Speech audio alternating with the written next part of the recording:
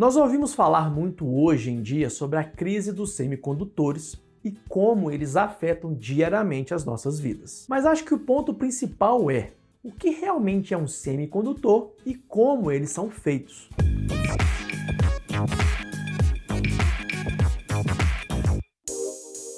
Fala, amantes da engenharia! Meu nome é Gustavo Pereira e hoje eu vou te contar um pouquinho sobre os semicondutores. Os semicondutores são uma parte crítica de quase todos os dispositivos eletrônicos modernos. Todo tipo de eletrônico hoje possui um semicondutor, desde o seu celular, notebook, placas solares e até mesmo o seu carro utiliza uma variedade de semicondutores. Mas afinal de contas, o que é um semicondutor? Os semicondutores são sólidos capazes de mudar sua condição de isolantes para condutores com grande facilidade.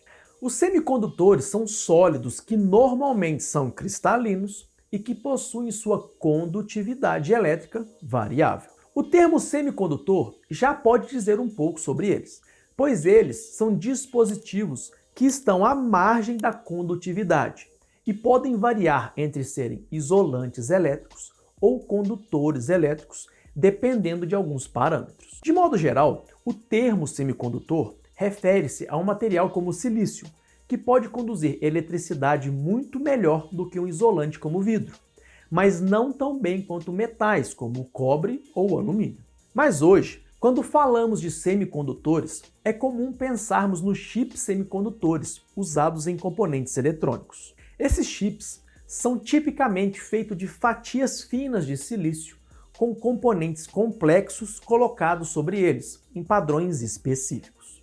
Esses padrões controlam o fluxo da corrente usando interruptores elétricos, chamados transistores.